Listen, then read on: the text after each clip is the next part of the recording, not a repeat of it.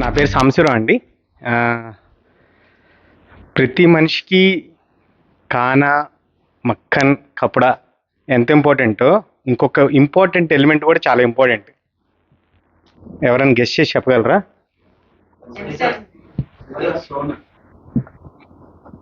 ఇంకా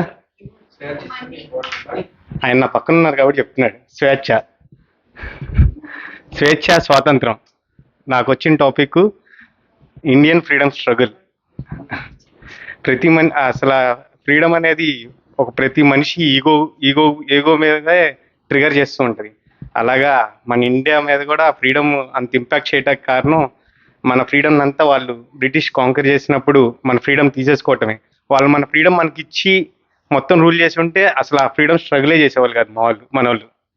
సో అది సిపాయిల తిరుగుబాటు దగ్గర నుండి కానీ నాన్ వైలెన్స్ కానీ దాకా స్ట్రీమ్.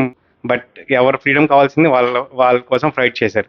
ఈవెన్ దో మన ఇంట్లో కూడా ఎవరి ఫ్రీడమ్ కోసం వాళ్ళు ఫైట్ చేస్తూనే ఉంటారు నాకు తెలిసి. So freedom is more important than anything else. Thank you.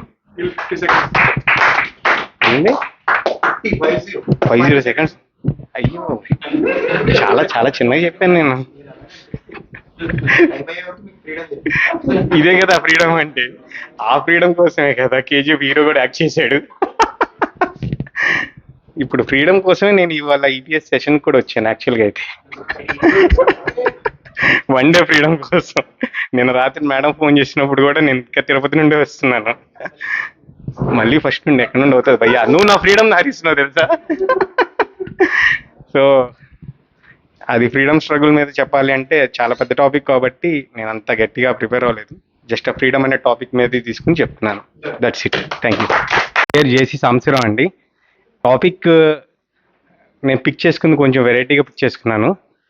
ఇప్పుడు మామూలుగా ఎవరినైనా చిన్నప్పుడు చదువుకునేటప్పుడు కానీ ఎవరినైనా అడిగేటప్పుడు ఏం చేస్తున్నావు అని అడుగుతారు. మీరేం చేస్తున్నారు అంటే సమ్వాట్ ట్రైనర్ అని చెప్తారు. ఆ పాపని ఏం చేస్తున్నావు అని అడిగితే చదువుకుంటున్నా అని చెప్తుంది.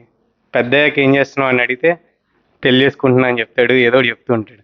బట్ అసలు ఏం చేయకుండా ఉంటాకి ఏంటి అని జస్ట్ ఆలోచించాను. గూగుల్ చేస్తే ఎంత పెద్ద సబ్జెక్ట్ దొరికిందో. Doing nothing is a big concept. ఆ డూయింగ్ నథింగ్ అనే కాన్సెప్ట్ మీద పెద్ద పెద్ద థీసిస్లు ఉన్నాయి.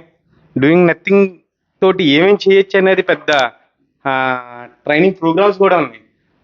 డూయింగ్ నథింగ్ తోటి ఒక 6 స్టెప్స్లో చూస్తే ఒక సమస్యని సొల్యూషన్ వెతకడానికి ఏం చేయకుండా కూర్చుంటే వస్తుంది. మన్ని స్టిమ్యులేట్ చేసుకోవాలంటే ఏం చేయకుండా కూర్చుంటే వస్తుంది అని ఉంది. అండ్ కొన్ని ఇన్స్టాగ్రామ్ పేజెస్ కూడా చూశాను ఇప్పుడే. డూయింగ్ నథింగ్ వల్ల 5 crores సంపాదించాడంట ఒక మనిషి. ఏం చేశాడే అంటే వాడు ఎలా సంపాదించాడు ఏం చేయకుండా అంటే I'm available to every one అని పెడతాడంట పేజ్లో. వాడిని బుక్ చేసుకుని సినిమాకి ఒక్కడే వెళ్ళలేకపోతే వాడిని బుక్ చేసుకుని వెళ్తే డబ్బు ఆ 1 hour నీతో స్పెండ్ చేసినందుకు డబ్బులు. అలాగా ఒక కస్టమరు 270 times బుక్ చేసుకుని మనిషిని ట్రావెలింగ్ వెళ్ళాలన్నప్పుడు కలిసి వెళ్ళడానికి. అలాగా సో ఏం చేయకుండా కూడా సంపాదించుకోవచ్చు అని ఇందాకే చూసి నేర్చుకున్నాను. This is the topic. Thank you.